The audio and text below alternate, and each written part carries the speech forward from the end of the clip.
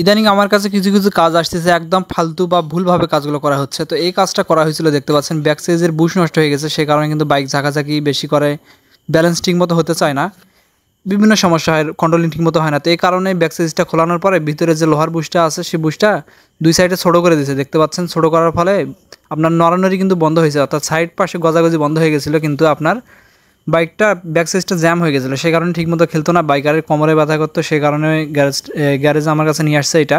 তো এখানে আমাদের যখন সাইড পাশে গজাগজি করবে তখন অবশ্যই বুশগুলো চেঞ্জ করে দিতে হবে, কারণ এখানে বুশগুলো এগুলো ফাইবারের বুশ বা প্লাস্টিকের, যখন এগুলো ক্ষয় হয়ে যাবে এবং লোহার বুশটাও ক্ষয় হবে তখন কিন্তু বাইকের ব্যাক সাইজ বা পেছনের চাকায় আপনার ডান সাইড বাম সাইডে গজাগজি করবে। তো তখন অবশ্যই আমাদেরকে এগুলো চেঞ্জ করে দিতে হবে, কিন্তু এখানে চেঞ্জ না করে লোহার বুশগুলো একটু শর্ট করে দিয়েছে। শর্ট করানোর ফলে নাট টাইট দেওয়ার ফলে চাপছে বেশি, সেই কারণে কিন্তু গজাগজি বন্ধ হয়েছিল, কিন্তু পিছনে ব্যাক সাইজ খেলতো না, সেই কারণে হার্ড হয়ে গেছিলো, কোমরে ব্যথা ধরে গেছিলো। তো আমরা এটা দেখুন একদম ওকে করে দিলাম, সমস্ত পুরাতন বুশগুলো ফালাই দিয়ে নতুন অরিজিনাল বুশ এখানে সেটিং করে দিচ্ছি। সেক্ষেত্রে কিন্তু আর এই ধরনের সমস্যাটা কখনোই আসবে না, একদম স্মুথ থেকে যাবে, কোনো ধরনের আর সমস্যা আসবে না। তো আমাদের এরকম ভুলভাল কাজ করা কখনোই ঠিক না, যেখানে যে কাজ সেখানে সেভাবে সেই কাজই করতে হবে। যেহেতু বুশ নষ্ট হয়ে গেছে সেগুলো চেঞ্জ করাটাই উত্তম, সেক্ষেত্রে ভালো হয়ে যাবে। ভিডিওটা কেমন লাগলো অবশ্যই জানাবেন, আর পেজটা অবশ্যই ফলো করে দিবেন। তো দেখুন একদম স্মুথ আছে, এখন কোনো সমস্যা